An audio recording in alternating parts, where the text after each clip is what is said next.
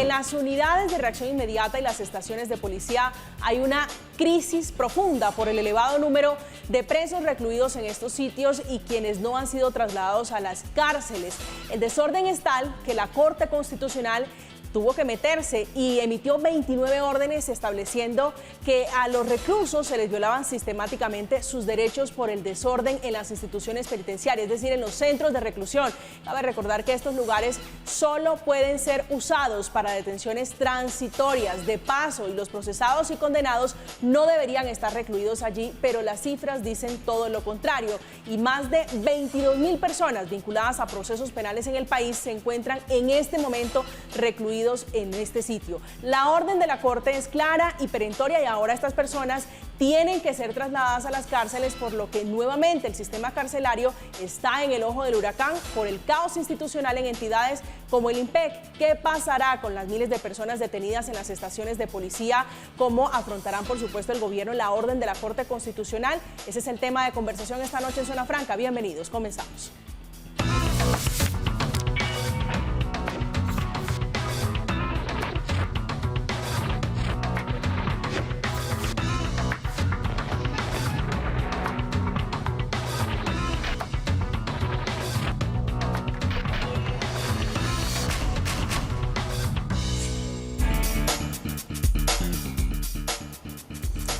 El ministro de Justicia, Wilson Ruiz, dijo que por el momento solo pueden trasladar a las cárceles a 2.600 personas de las 22.000 que actualmente están en las unidades de reacción inmediata y estaciones de policía y que agravan, por supuesto, la situación y la condición humanitaria de quienes están allí en condición de presos. Fabio Umar es abogado, especialista en Derecho Penal, exfiscal. Doctor Umar, un gusto, bienvenido, buenas noches. El gusto es mío, muy buenas noches a ustedes, los televidentes, por supuesto, gracias por la invitación, un gran honor estar aquí con ustedes. El gusto es nuestro. Ricardo Medina, que es delegado para los derechos humanos de la Personería de Bogotá. Señor, buenas noches, bienvenido.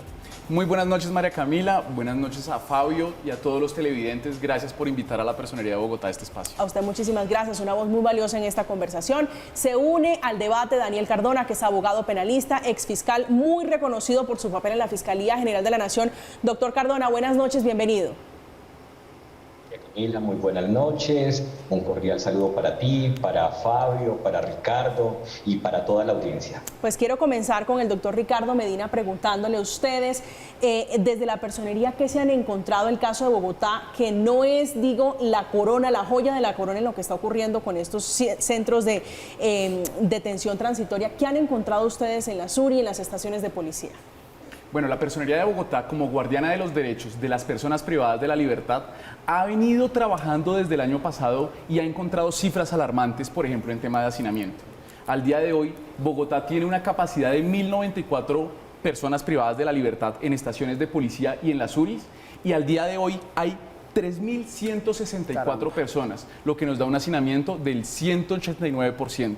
Y tenemos estaciones de policía como por ejemplo la de Bosa con un hacinamiento del 666% y otras estaciones que tienen más del 500% de hacinamiento, lo cual es síntoma que puede haber graves vulneraciones de derechos humanos. ¿Cómo hemos llegado a esta situación, un hacinamiento del 189%, doctor Medina? Hay varias circunstancias que llevan a esto.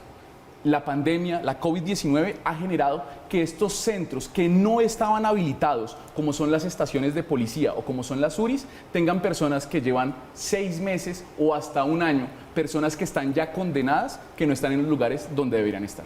Doctor Umar, ¿ustedes cómo están viendo, usted desde la rama del derecho, digo un poquito desde la barrera, la situación de lo que está ocurriendo en estos centros transitorios? No, es absolutamente terrible, doloroso, lamentable.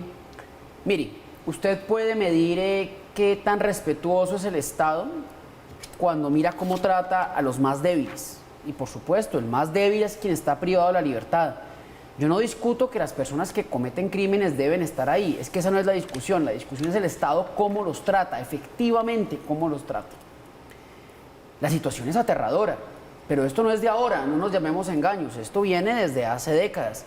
Colombia tiene un déficit gigantesco, gigantesco, en lugares para la reclusión de personas efectivamente privadas de la libertad con ocasión de una condena, así como personas que están privadas de la libertad porque ha habido una medida de aseguramiento en su contra.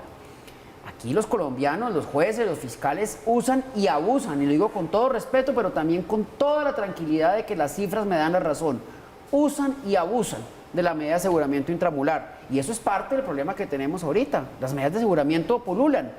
Fuera de eso, las penas en Colombia son excesivamente largas, hay que decirlo también, penas de 60, 70 años en algunos casos, hacen que la población privada de la libertad vaya a estar mucho tiempo recluida. Y la poquísima capacidad del Estado, de jueces, de resolver rápidamente las libertades, hace también que sea una de las causas. En fin, esto es un drama, digamos, multifocal, tiene demasiadas aristas, hay que mirar una a una, pero como quiera que las mire, todas en conjunto, una por una, usted tiene un problema de derechos humanos sin duda alguna. Doctor Cardona. Yo concuerdo con lo que viene exponiendo el profesor Fabio. En efecto, el problema no viene de ahora y creo que además de las órdenes que da la Corte Constitucional, este también debe ser un llamado incluso para el Congreso de la República, porque es allá donde estamos viendo que se da un paso hacia adelante, pero retrocedemos dos.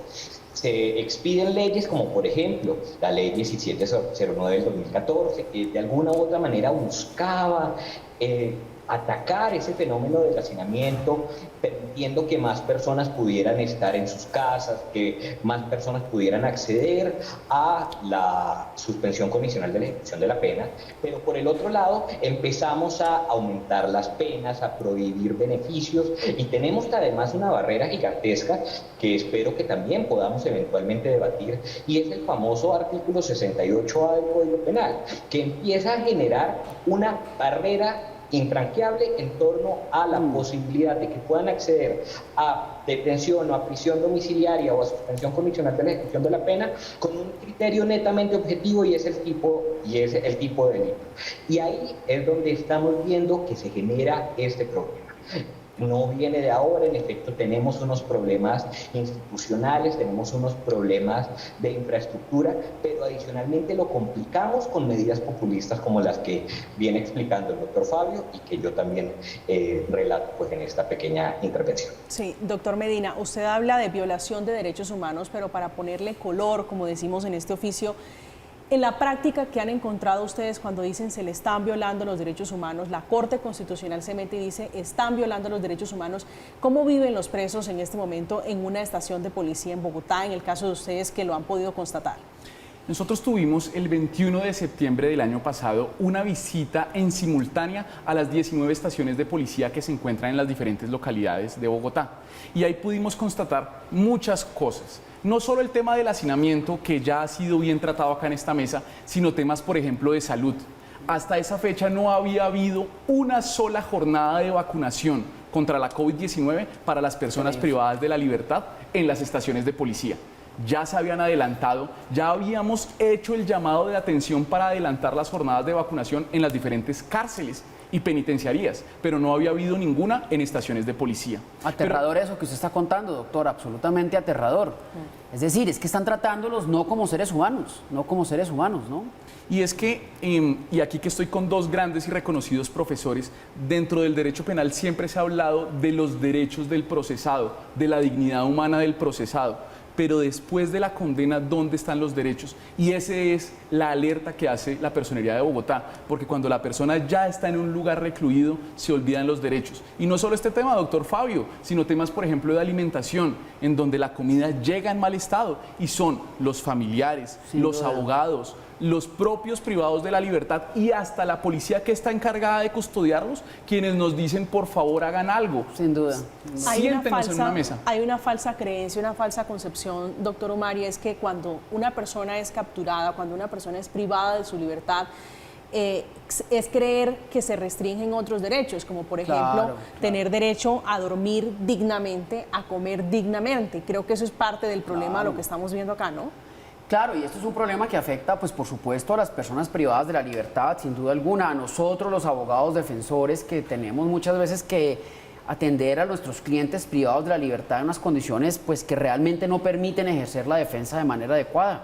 Eso atenta, por supuesto, también contra el derecho que tienen ellos de una adecuada y suficiente defensa técnica, a tener un abogado para reunirse en un lugar privado, íntimo, ¿no es cierto? Pero sí, hay una concepción, por ejemplo, un buen caso es el de Bukele en Salvador. No sé si han seguido de cerca. Sí, claro, rapó, entre otras cosas, a los presos. Los rapó y amenazó con quitarles, o ya les quitó efectivamente las colchonetas en las que dormían.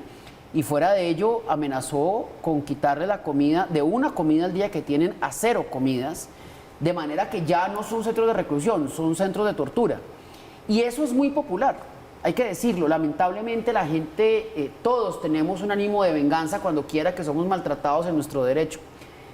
Pero cuando eso se vuelve ya una cosa colectiva al interior de los penales y de las cárceles y de los sitios de reclusión, usted ya está hablando de centros de tortura. Y usted empieza a recordar lo que pasó cuando Hitler tomó el poder, ¿no es cierto? Y lo que usted tiene ahí es genocidio, lo que usted tiene ahí son torturas masivas, masacres. Una decidida y clara decisión de eliminar a los ciudadanos por cualquier razón que ella sea. Esto nos acerca a nosotros a la época del nazismo, sin duda alguna. ¿Así de extremistas? Así de extremistas, claro, claro. Cuando usted ve las imágenes, y yo las he visto, y pues Daniel las ha visto, pues todos las hemos visto, cuando entramos a una URI, cuando entramos a uno de los patios de las penitenciarías, pues eso recuerda más a regímenes nazis. Yo no sé, Daniel, usted qué opine, pero a mí me aterran por lo menos. Doctor Cardona.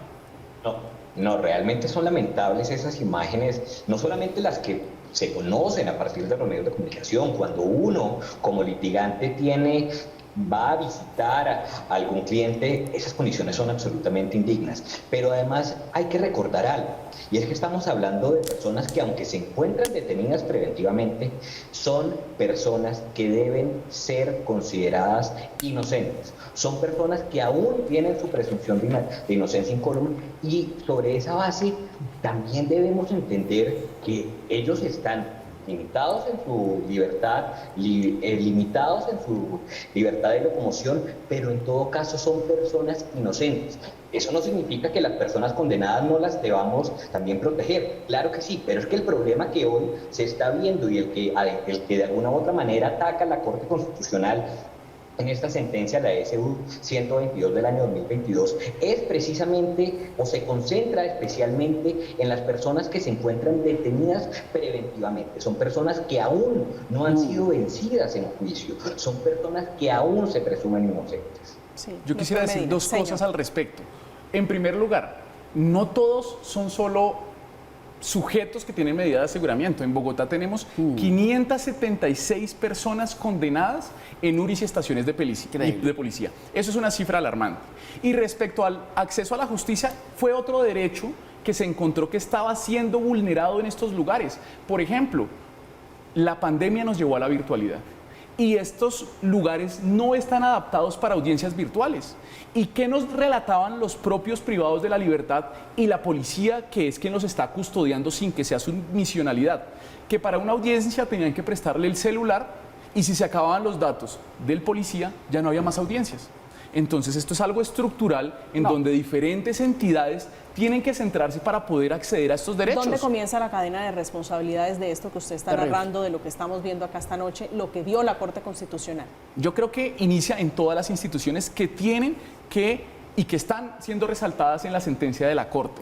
Desde el Ministerio de Hacienda para que destine los recursos, que fue una de las órdenes, con las demás instituciones del orden nacional y del orden distrital, el IMPEC, la USPEC, que por ejemplo es quien les brinda la alimentación, la Secretaría de Seguridad, porque por ejemplo en Bogotá tenemos la cárcel distrital que no es suficiente para el tema de las personas con medida de aseguramiento, la Secretaría de Salud, el Ministerio de Salud, la Procuraduría, la Defensoría, el Consejo Superior de la Judicatura para el tema de las audiencias. El Ministro de Justicia.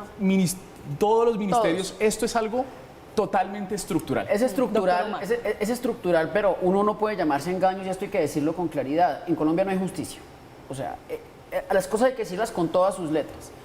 Y uno echa de menos en los debates televisivos, radiales, en las entrevistas de prensa que se le hacen a los candidatos, tantos candidatos que hay para la presidencia. Ninguno, salvo Enrique Gómez, que toca el tema de justicia, ninguno ha tocado el tema de justicia. Y yo he sido un convencido que los problemas de Colombia pasan ante todo porque no hay justicia, porque no hay suficientes jueces, porque no hay suficientes fiscales, porque los fiscales tienen una muy mala preparación en muchos casos, lo mismo los jueces, producto del exceso de trabajo.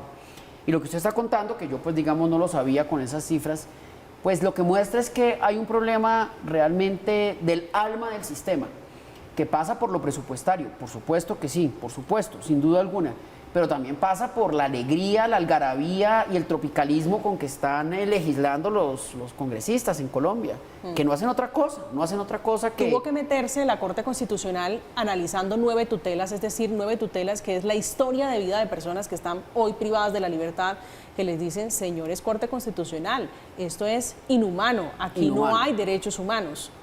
Y no solo eso, sino que la Corte, y espero que me oigan, respetuosamente está en mora de proferir una sentencia SU que declare el estado de cosas inconstitucional al interior de la Fiscalía. ¿Eso qué significa? Significa que la Fiscalía tampoco está funcionando.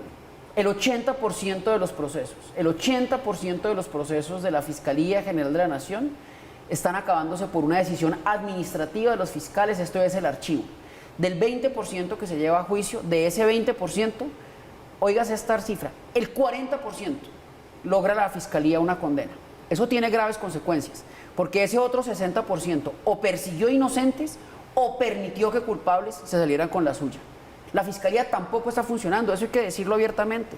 Entonces no tenemos las URIs como lugares de albergue definitivo cuando no debería haber personas privadas más allá de 36 horas. Las estaciones de policía destruidas absolutamente. La Fiscalía no funciona y los jueces no dan abasto. Esa es la violencia que tenemos, no es otra. Doctor Cardona, entonces, ¿dónde quedó esa resolución? Recuerdo en estos momentos del fiscal Francisco Barbosa que decía que la privación de la libertad era algo excepcional, era el último recurso, entre otras cosas en un contexto similar de hacinamiento, de congestión del sistema carcelario.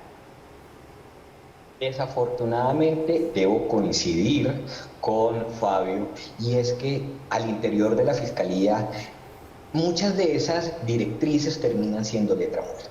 Y es que además no se trata de que la directriz, de que a partir de la directriz las medidas de aseguramiento fuesen excepcionales, es el alma del sistema. Y eso se olvida. Hay muchas solicitudes de medidas de aseguramiento sin fundamento y que sin embargo se imponen, se discuten y sin embargo se fallan a favor de la Fiscalía. En ocasiones vemos a un Ministerio Público que termina coadyuvando, casi que siendo un cofiscal al lado pues, de estos fiscales. Pero lo cierto es que el problema es estructural. Y aquí va, si esto no se empieza a solucionar, podemos terminar generando un problema gigante. Y es que la ausencia de justicia termine devolviéndonos a sistemas de justicia privada, a sistemas de autocomposición, a sistemas donde finalmente, ante la falta de justicia, ante la inactividad de las autoridades judiciales, entonces las personas empiecen a resolver, y no precisamente de la manera más amigable, los problemas sociales que se presentan en una sociedad tan convulsionada como la nuestra. Sí, doctor Medina, esto pasa por muchas cosas, pero principalmente por la insensibilidad, por creer que esas personas que están privadas de la libertad no son nada, no representan nada, no merecen nada. Para las personas que están viendo en este momento este espacio, que están escuchando esta conversación, una persona que está en su casa, que está socializando con sus seres queridos, ¿por qué debería interesarle la condición de las personas privadas de la libertad, si tienen o no alimentos, si tienen o no salud y otros derechos? Todas las personas, las privadas de la libertad, las que están en sus casas viéndolo, los que estamos acá sentados, podemos en cualquier momento ser procesados, claro, tener un proceso penal en su contra, y no dejan de ser personas, y no dejan de tener derechos, y las garantías procesales, y ahí difiere un poco de lo que decía el doctor Daniel, porque el Ministerio Público no actúa como un cofiscal. El Ministerio Público, en virtud de las normas constitucionales y de las normas legales, está para garantizar los derechos de todas y todos de la sociedad, y tendrá que coadyuvar una solicitud de medida de aseguramiento cuando se encuentren los requisitos objetivos y subjetivos para ello, pero también será quien ataque una indebida argumentación dentro de una solicitud de medida de aseguramiento. Entonces, la Personería de Bogotá, como guardiana de los derechos de todas las personas que habitan en el Distrito Capital, siempre alerta a esto, y es que los derechos no importa de quién sean, de personas migrantes que no han sido tenidas en cuenta también en las estaciones de policía y en las URIs, de hombres, de mujeres, todos tenemos los mismos derechos y deben ser garantizados. Doctor Fabio Umar. Bueno, yo pues respeto profundamente el rol institucional que usted juega, doctor, pero me pongo del lado del doctor Cardona en esto. La Procuraduría, la experiencia nos enseña a nosotros que rara vez coadyuva una petición de la defensa, por bien fundada que esté, y no porque lo diga yo que soy defensor, sino que la Procuraduría, al ser representante del Estado, cree que el rol fundamental es el de la víctima y el de la Fiscalía, que no el de la defensa. Yo entiendo el rol institucional, de verdad que lo creo, y sé que la ley dice lo que usted está diciendo aquí, pero la práctica es otra cosa, la práctica es otra cosa. La práctica lo que nos dice es que la Fiscalía la mayoría de las veces busca en la Procuraduría o en el Ministerio Público, en su caso la Personería, una muleta cuando quiera que está coja en sus argumentaciones. Y el doctor Daniel, que lo he tenido de contraparte, por supuesto, tremenda contraparte, y que ha sido fiscal de casos míos. Doctor Daniel, cuando usted era fiscal también le gustaba la medida intramural, ¿no es cierto? Tenía la manito dura, como decimos en el argot popular, para solicitar medidas de aseguramiento. Intramurales, todas ellas, recuerdo. Pero doctor Fabio, usted bien lo sabe, que no siempre y no en todos los casos, cuando era fiscal, pedí medidas de aseguramiento. Y quiero complementar algo de lo que decía el doctor Ricardo, y es, el derecho penal lo tenemos todos en la puerta de nuestra casa, a la vuelta de la esquina. Cualquiera de nosotros, cualquier ciudadano, por más correcto que sea, puede terminar inmerso en un proceso penal. Así es. Y las garantías son para todos. Al final no estamos tratando con objetos, estamos tratando con personas que algunas pues ni siquiera se les ha resuelto su situación, y otras que eventualmente se equivocaron en algunas acciones que hayan podido cometer, pero en últimas siguen siendo personas. Si nosotros dejamos de reconocerlos a ellos como personas, vamos a empezar ese camino del que venía hablando el doctor Fabio. Un Estado donde al final existe un totalitarismo del Estado frente a la persona que es capturada, que es detenida, y donde prácticamente pues, puede hacer con él lo que se le dé la gana. Y eso no lo podemos tolerar en un Estado democrático. Doctor Medina, esto es una orden de hace apenas unas horas, es decir, un par de días que han corrido desde la orden que dio la Corte Constitucional. Inmediatamente sale el ministro de Justicia diciendo que claro, que cómo no, que van a trasladar inmediatamente apenas 2.600 personas, de esas 22.000, es decir, quedarían restando un poco más de 19.000 personas. Esto empezó mal. Al ser un problema estructural, la solución no es a corto plazo. Es más, nosotros en esta revisión diaria que hacemos acá en la ciudad de Bogotá, nos damos cuenta que la cifra no varía. Es más, que la cifra de hacinamiento sigue aumentando. Por ejemplo, yo quisiera contarles que en la URI de Puente Aranda, con una capacidad de 450 personas en 3 pisos, tenemos 860 personas. La cárcel distrital completa es casi lo que hay en un solo edificio de la URI de Puente Aranda. Eso es algo impresionante. ¿Y eso a qué nos lleva? A que comencemos a ver cómo se soluciona. Y hemos hecho mesas interinstitucionales lideradas por la Personería, en donde se ha logrado que el INPEC abra cupos, que se den traslados a la cárcel distrital, pero se liberan 5 cupos y ese mismo día están llegando 10 personas más a las estaciones. Y en estaciones de policía, como por ejemplo la de Bosa, donde son solo 30 personas de cupo, hay 230 personas. Entonces, imagínense, y perdón, yo llevo todo siempre a la pandemia de la COVID-19, pero estuvimos encerrados un tiempo y encerrados en la comodidad de nuestras casas. Y a pesar de eso, había gente que estaba desesperada. Bueno, piensen ustedes en un espacio en donde solo caben 30 personas y hay 230 personas, sin regímenes de visita, que son estándares internacionales que deben cumplirse, sin poder entrevistarse con el abogado o sin que el abogado pueda ir a visitarlos. Ahí es donde están las vulneraciones y claro, por eso creo yo que la Corte Constitucional, y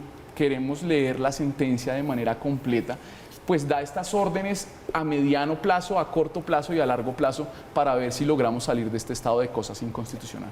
Doctor Fabio. Ricardo, yo quisiera agregar, y qué pena, señor, yo quisiera agregar, frente a esas cifras que me parecen realmente alarmantes, a esto se suma algo adicional, y es que en esas condiciones es imposible que se cumpla con el propósito de la pena privativa de la libertad, que es la resocialización. ¿Cómo van a poder las personas privadas de la libertad pensar en un cupo para estudiar, para trabajar al interior de las cárceles, si ni siquiera están siendo trasladadas de esos centros de detención transitoria para las cárceles, pero además en las cárceles congestionadas como las tenemos? Al final esto realmente es una locura.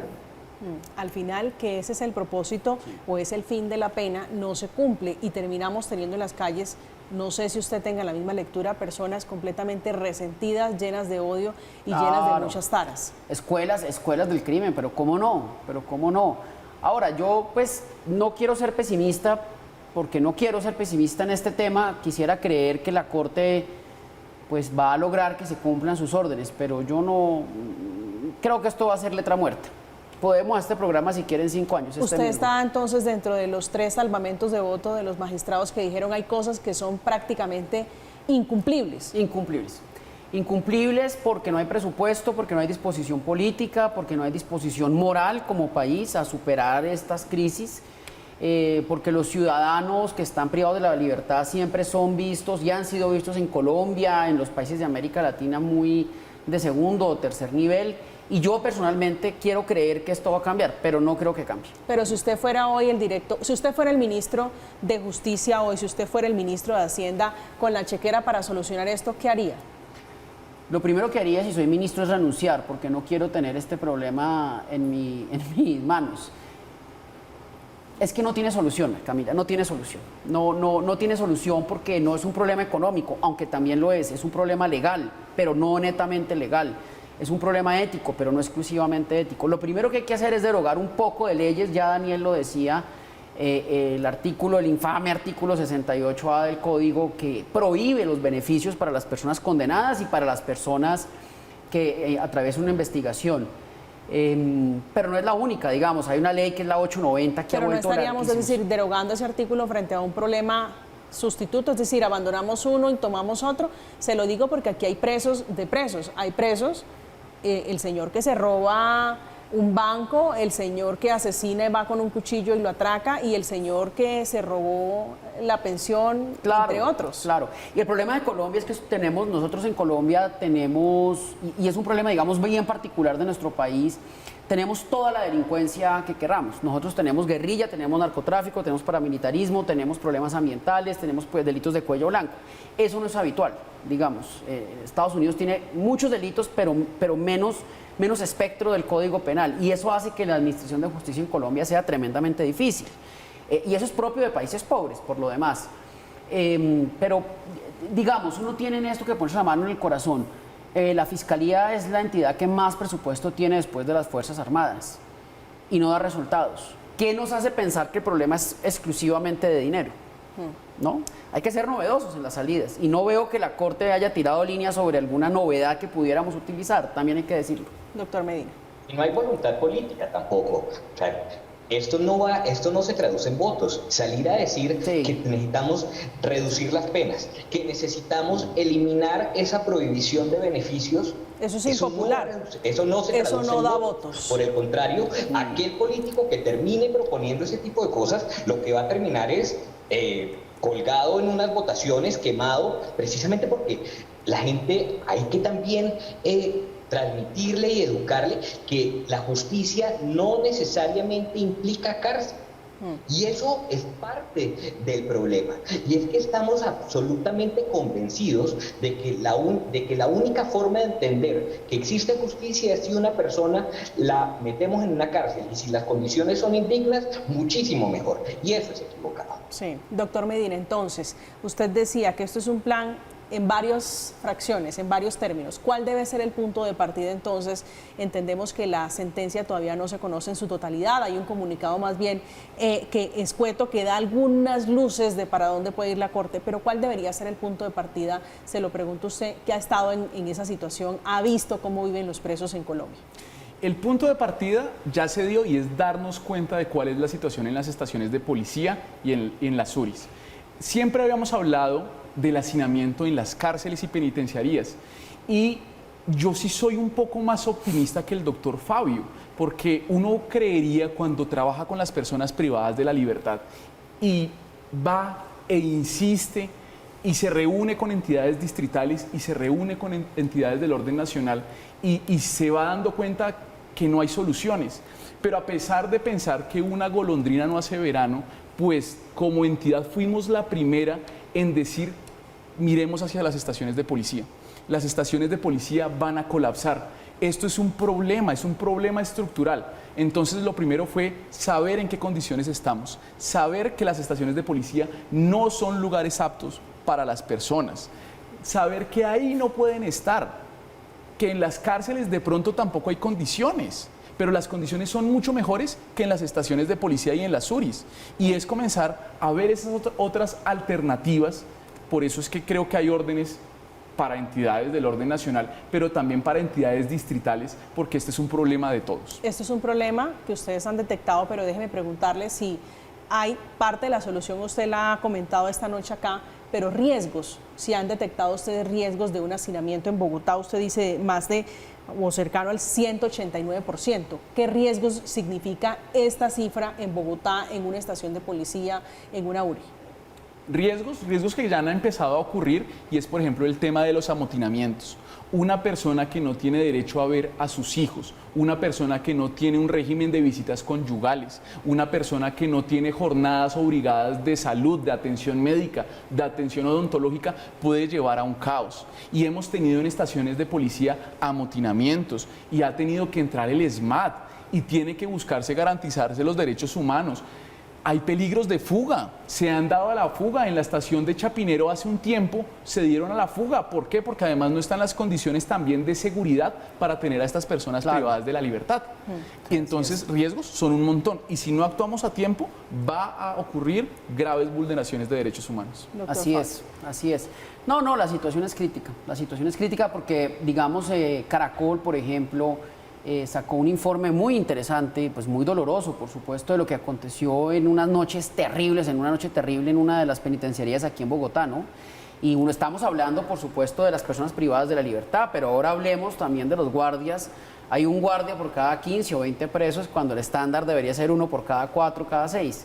Entonces también hay gente que está exponiéndose la vida por unos salarios realmente muy bajos, ¿no? Fíjese el caso de Matamba. La persona que permitió que abriera la puerta pues tenía un salario microscópico en comparación con sus responsabilidades. Entonces eso hace que haya una proclividad, una susceptibilidad al soborno. ¿Corrupción? Claro, por supuesto. Y menos mal no se ha volado, no han dejado volar, ahí ya lo van a extraditar a Otoniel. Pero bueno, pues es que, ¿qué hace usted cuidando a un hombre con la fortuna de Otoniel, ganándose $250 o $300? Doctor Cardona, usted hace la misma ecuación, la misma semejanza, es decir, bajos salarios es sinónimo a ser corrompido, a ser corruptible. Digamos, ese es un factor. El doctor Fabio lo sabe, Ricardo también. Yo trabajé muchos años al interior de la Fiscalía en lucha contra la corrupción, y ese factor salarial puede llegar a ser uno de los elementos que permite que se gesten estos actos de corrupción, pero no es el único. Digamos, también esto pasa por todo, por un tema educativo, por condiciones de control, que existan mecanismos de control que de alguna u otra manera limiten la posibilidad de cometer finalmente o de terminar uno cediendo ante ofertas de corrupción. Pero evidentemente el problema es estructural. El problema no es únicamente económico, no es únicamente legislativo, es un tema además cultural, de capacitación a los funcionarios de la Fiscalía para que tengan el criterio para decidir en qué casos sí y en qué casos no solicitan una medida de aseguramiento de carácter privativo a la libertad, en qué casos, cuando se trata de una medida privativa, pueden entonces pedir una domiciliaria. También capacitación a la rama judicial. Es decir, esto tiene que pasar realmente el problema tiene y se soluciona es si lo empezamos a atacar en conjunto, no únicamente con medidas de carácter económico, generando más cupos. Eso no nos va en últimas a solucionar un problema. Eso posiblemente nos vaya a ayudar a mejorar las condiciones, pero también el problema pasa por entender qué tipo de decisiones de política criminal deseamos como país. Usted que fue... Es un debate que todavía falta dar. Usted que fue fiscal, usted que estuvo allí al frente de casos grandes, pequeños, medianos de corrupción, déjeme preguntarle si es impopular un fiscal que no pide medida de aseguramiento, que no pide que sea enviada a la cárcel la persona que está siendo procesada. Vea, yo le hablo a título personal, yo te hablo a título personal, María Camila. Digamos, en el caso mío, las decisiones en torno a si se solicitaban o no se solicitaban medidas de aseguramiento, digamos, tuve mucha autonomía para poder hacerlo. Sin embargo, sí tuve conocimiento de compañeros, de colegas que en algunos casos tuvieron órdenes, insinuaciones de que tenía que necesariamente solicitar una medida intramural, y pues eso entramos en otro debate, y es ya la autonomía de los fiscales en casos que en ocasiones por su notoriedad, porque hay muchos intereses sociales en juego, empiezan a tener algún tipo de interés por parte de la cúpula, y en consecuencia se emiten ese tipo de órdenes, de solicitudes, y pues al final quien mejor conoce el caso y tiene más criterio para decidir si en un caso X particular se solicita o no se solicita una medida de aseguramiento intramural o una domiciliaria o medidas no privativas de la libertad, es el fiscal que ha venido instruyendo el caso. Entonces, desafortunadamente, cuando el caso es notorio, cuando el caso es de connotación, empiezan a generarse en ocasiones ese tipo de solicitudes, ese tipo de exigencias, que creo que pues rayan con la autonomía, pero además afectan este problema de hacinamiento. Afectan sin duda significativamente, porque aportan seguramente una cifra muy importante a las personas que están allí privadas de la libertad. Bucaramanga, estamos en zona franca, Bucaramanga, Santa Marta y Bogotá tienen las estaciones de policía y unidades de reacción inmediata con más hacinamiento en el país. Ven ustedes en pantalla las ciudades que aportan el mayor número de personas privadas de la libertad en estas condiciones, y que agravan, según la Defensoría del Pueblo, estas cifras,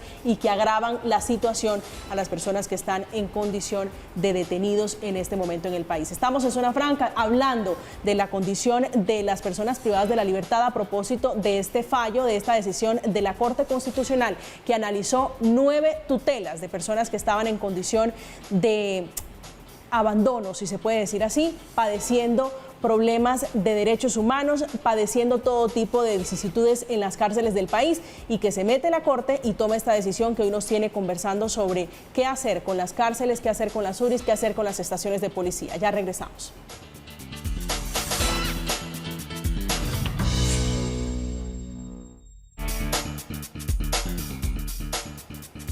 Estamos de vuelta en Zona Franca hablando de cárceles, hablando de las órdenes de la Corte Constitucional, que entre ellas indicó que los ministerios de Hacienda, de Justicia deben garantizar más recursos para evitar el hacinamiento en los centros de reclusión. Doctor Medina, hablando en términos económicos, que decíamos esto tiene muchos componentes, uno de ellos es el dinero.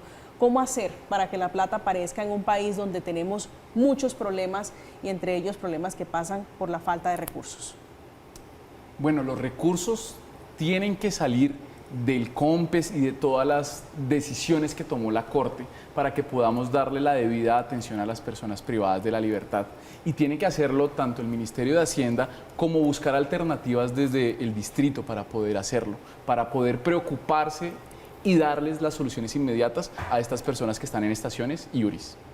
La solución es un cambio de modelo, un cambio de sistema. Digo, se ha hablado mucho de eso, de cambiar, si ustedes de pronto lo han visto, el sistema penitenciario pasando por el IMPEC, acabar el IMPEC. ¿Eso es parte de la solución? Yo no sabría decirte si es parte de la solución. Lo que sí creo es que cuando hablamos de personas privadas de la libertad, estamos haciendo referencia al IMPEC, que tiene dentro de su misionalidad la atención, la custodia de las personas privadas de la libertad. Y lo que se logró alertar desde la Personería de Bogotá es que las estaciones de policía y las SURIs no cuentan con el IMPEC, sino que está la Policía Nacional, en nuestro caso la Policía Metropolitana de Bogotá, que no tiene dentro de su misionalidad la custodia de personas privadas de la libertad, ni estando en situación de medida de aseguramiento, ni estando condenadas. Doctor Umar. No, pero el IMPEC sí hay que acabarlo, por supuesto que hay que acabarlo. ¿Y lo sustituimos por qué? ¿Cómo cuidamos, cómo vigilamos a los presos? Bueno, yo creo que uno podría buscar un mecanismo de privatización de las cárceles, eso ha dado resultados, hay que tener cuidado con ello, por supuesto, para que no haya una captura de intereses por parte de quienes reciben dinero por cuidar a los presos, digamos una captura del regulador, como se llama técnicamente. Pero no, el IMPEC hay que acabarlo. El IMPEC, para que sepamos, tiene un poco más de 80 o 75 sindicatos armados, lo cual lo hace inmanejable en la práctica. Pero no solo eso, les quiero contar una situación que me pasó a mí en un caso, cuyo nombre por supuesto me voy a reservar. Señor. Pero yo tenía un pleito mediático, él y el fiscal del caso decidió no pedir medida de aseguramiento intramural, porque así lo consideró. Terminamos la audiencia a las 6 de la tarde y al día siguiente, para concluir la audiencia, llegó otro fiscal, una mujer distinta, otra persona. Y cuando averiguamos qué había pasado, es que al fiscal que decidió en su autonomía, como lo dice Daniel, no pedir medida de aseguramiento, esa misma noche, vía correo electrónico, lo removieron del caso precisamente por no pedir una medida de aseguramiento intramural. Ese caso ha tocado los medios de comunicación, no me voy a referir a él aquí, pero lo que le quiero decir es que claro que hay una presión una presión decidida por parte de la cúpula de la Fiscalía, como se llama, para que los fiscales pidan medida de aseguramiento. Usted vino acá armadito con datos, estadísticas de los casos que pierde la Fiscalía. No lo quiero corchar, pero déjeme preguntarle si tiene la cifra de demandas por privación injusta de la libertad. Sí, claro. Mire, la verdadera reforma tributaria en Colombia no es la que nos proponen cada 2 años. La verdadera reforma tributaria en Colombia es acabar el sistema perverso de que la gente esté presa cuando quiera que es inocente. La Fiscalía tiene un presupuesto cercano al billón de pesos al año, billón de pesos al año, un porcentaje significativo, se le va pagando las demandas y por supuesto las condenas que en sede administrativa se dan. Yo no sabría decirle la cifra, pero yo creo que debe ser una cifra que debe estar alrededor de los 200.000 millones de pesos al año, según recuerdo hace un par de años. Si usted multiplica eso por 4, está cercano al billón de pesos cada 4 años, cada 5 años, lo cual quiere decir que es una reforma tributaria la que nos podríamos ahorrar si se hicieran bien las cosas. Entonces, si usted mezcla todos estos números, pues tiene un desastre, una olla a presión, por supuesto. Sí, doctor Cardona. Es un cóctel para el desastre.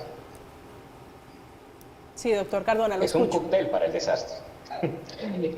Yo no sé, María Camila, si la solución sea acabar el IMPEC o empezar a fortalecerlo y profesionalizar el cuerpo de custodia que hace parte del IMPEC, que tengan unas mejores condiciones de trabajo, que puedan tener un mayor número de personas ahí, pero volvemos e insistimos, el tema no es únicamente de tener mejores condiciones para las personas que están encargadas de los guardias. Evidentemente necesitamos mayor cupo, pero no solamente eso, necesitamos además pensarnos como país y definir qué tipo de política criminal es la que deseamos. Deseamos criminalizar todo, deseamos meter a todo, frente a todo delito, meterlo a la cárcel. Si eso es así, debemos también entender que esto nos va a costar un montón. O empezamos a entender que el derecho penal está únicamente para los atentados más graves y más delicados frente a los intereses sociales. Y que solamente frente a eso es que el derecho penal debe entrar y que no todos los casos deben terminar con una condena en prisión, que puede ser una persona condenada en su domicilio, dando además condiciones para que el IMPEC pueda hacer la vigilancia o la entidad que finalmente se cree para ello. Pero es de empezar a entender que hay diferentes mecanismos y que no todo lo podemos criminalizar y no todo lo podemos medir con la misma regla. diciendo que todos deben terminar en un centro penitenciario o en un centro carcelario. Sí, la pregunta alrededor y a propósito del INPEC es porque hemos visto en los últimos meses recientemente caer directores, caer policías, buenos oficiales, y se ha convertido, por lo menos esa es la lectura que tienen algunos, incluyéndome, en un quemadero de buenos oficiales y no pasa absolutamente nada. Veíamos allí al general Mariano Botero Coy, a quien no conozco, no tengo por qué defender, pero creería que es un buen oficial y salió quemado, salió chamuscado por cuenta de un escándalo del que muy seguramente no participó. Déjeme preguntarle, doctor Medina, por la policía. Usted planteaba una situación, veíamos a la alcaldesa Claudia López en las últimas horas hablar del déficit de policías que tiene la ciudad. ¿Qué le dicen los policías? Si ustedes han podido hablar, los que están en estaciones de policía, los que están en la SURI custodiando detenidos. Sí, como les mencionaba hace unos instantes, a nosotros nos llegan solicitudes de las personas privadas de la libertad, pero también nos llegan de sus abogados, de sus familiares y de la policía, porque la propia policía nos ha alertado y nos ha alarmado y nos dicen, miren, esta es una situación que es inmanejable. Por ejemplo, hay un amotinamiento porque la comida llega mal, pero es que la comida no la hacemos nosotros, la comida no la contratamos desde la policía, o no tenemos la fuerza disponible para poder atender, según los estándares que dijo el doctor Fabio, cuántas personas custodian a cuántas personas privadas de la libertad. Y la policía nos dice, miren, destinar X recurso en esta estación de policía para una instalación que no está apta para tener privados de la libertad es destinar un recurso que no puedo tener en calle.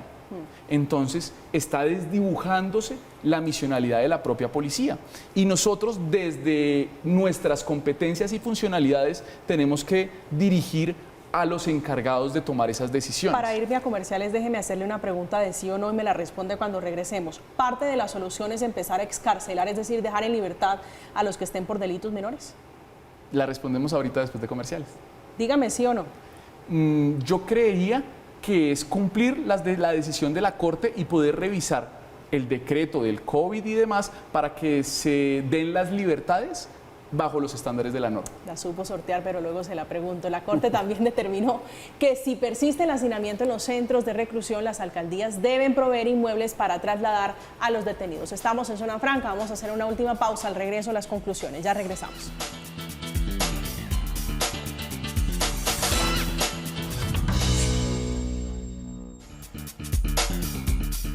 Regresamos, estamos hablando de detenidos, de los centros de reclusión, del INPEC y lo que ocurre alrededor de los centros penitenciarios. El Congreso en este asunto también tiene su cuota de responsabilidad y tendrá que entrar a legislar sobre este tema, doctor Cardona. La pregunta se la traslado a usted también. ¿Parte de la solución es entonces empezar a dejar en libertad a quienes están por delitos menores, es decir, delitos menos graves? Y adicionalmente, bajar penas, adicionalmente, eliminar, derogar el artículo 68A que tantos problemas genera frente al hacinamiento. Mi respuesta es un rotundo sí. Es decir, por ejemplo, deme un ejemplo, ¿qué delito le bajaría a usted la pena? Mire, nosotros tenemos aquí una cantidad de delitos con unas penas gigantescas, pero además tenemos una cantidad de delitos excluidos que están dentro del artículo 68A, frente a los cuales es imposible otorgar prisión domiciliaria o suspensión condicional de la ejecución de la pena. Y ahí tenemos una cantidad de delitos bárbaros. Por ejemplo, ahí se nos ubican dentro de ese catálogo de delitos, tenemos todos los delitos contra la administración pública. Pero, ojo, aquí una cosa es, por ejemplo, un delito relacionado con temas de corrupción, como por ejemplo un cohecho, y otra cosa es, por ejemplo, un delito de violencia contra servidor público.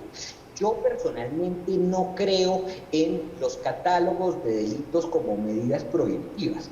Yo creo que los jueces deberían poder tener un amplio margen de libertad para analizar cada caso concreto y poder decidir si en ese caso concreto se amerita o no la detención en un centro carcelario, si se amerita o no el cumplimiento de la pena en prisión.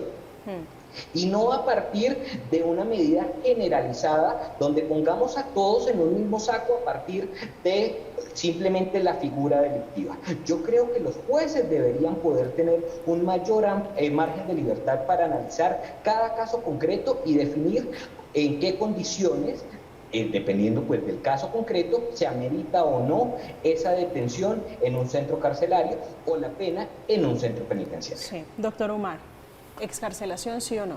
Sí, sin duda, excarcelación, claro. La Corte, por ejemplo, yo creo que ha debido, con respeto por supuesto, ha debido decir que quien hubiera cumplido el 80 o el 75% de la pena automáticamente y por ministerio de esa misma sentencia debería quedar libre para así desocupar las cárceles. ¿Sin mirar el delito? Sin mirar el delito. Es que si usted ya cumplió el 80% de la pena, usted ya cumplió la pena. No nos llamemos engaños.